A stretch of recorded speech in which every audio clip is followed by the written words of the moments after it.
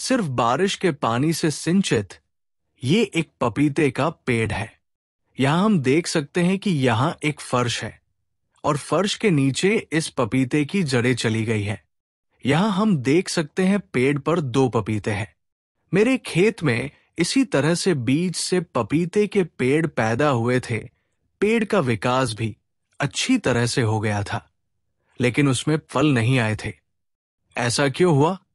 इसके कई कारण हो सकते हैं, जैसे कि खेत में हमने बहुत पहले रासायनिक खाद का उपयोग किया था, जो ट्रेंच बनाए थे, या इसी तरह हम बहुत प्रकार के काम खेत में करते रहते थे, जिसके कारण पानी में घुलनशील लवण पपीते को उपलब्ध हुए होंगे, जो पपीते की पानी की आवश्यकता बढ़ाते हैं। यहां इस पपीते को सिर्फ और सिर्फ बारिश का पानी उपलब्ध हुआ है, जिसके कारण इस पपीते को पानी की आवश्यकता बहुत कम रही है।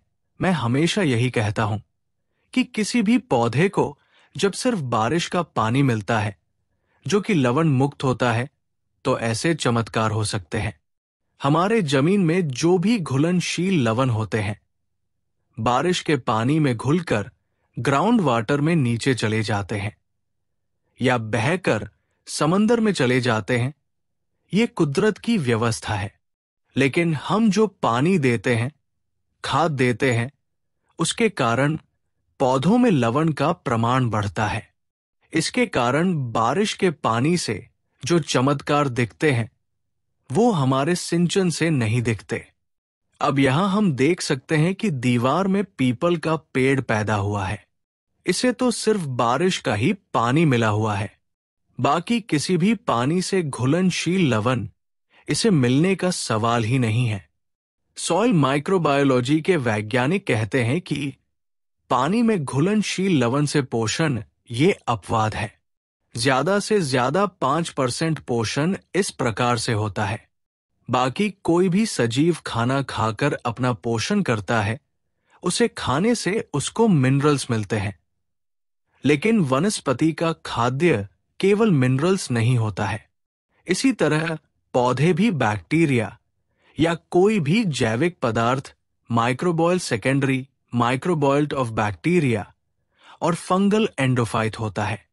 इसका मतलब पौधे भी शाकाहारी नहीं होते, मगर हम सब पौधों को पानी और उर्वरक उसका खाद्य समझकर उसे देते रहते हैं।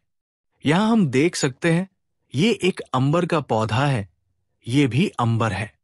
ये कड़वा नीम है। इस दीवार पर सीमेंट प्लास्टर है, फिर भी कुदरत का चमत्कार देख सकते हैं। गांधी जी कहा करते थे, सत्य ही ईश्वर है और कुदरत सत्य है, यानी कुदरत ही ईश्वर है। फुकुओका जी कहा करते थे, ईश्वर पाने का सीधा रास्ता कुदरती खेती है।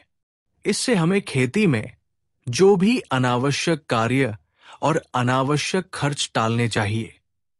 खेती में अनावश्यक कार्यों के कारण ही हमारी मुश्किलें बढ़ रही है। इस ज्ञान का उपयोग करके हमें स्वयं पूर्ण, स्वयं पोषी, स्वयं विकासी ऐसी कृषि पद्धति का निर्माण करना है। दीवार में पीपल का पेड़ हम कई बार देखते हैं, लेकिन ये तो अंबर का पेड़ है और नीम तो मैं पहली बार देख रहा हूं। यहां हम 5 अलग अलग तरह के पेड़ दीवार में उगते हुए देख सकते हैं। यहां जो पपीते का पेड़ है, इसको बाकी जो फूल लगे थे उसके फल नहीं हुए, लेकिन ये 2 पपीते के फल हम देख सकते हैं। मेरे हिसाब से तो ये चमत्कार ही है। नर पपीते को फल नहीं आते, खाली फूल ही होते हैं। कुदरत चमत्कार दिखा रही है।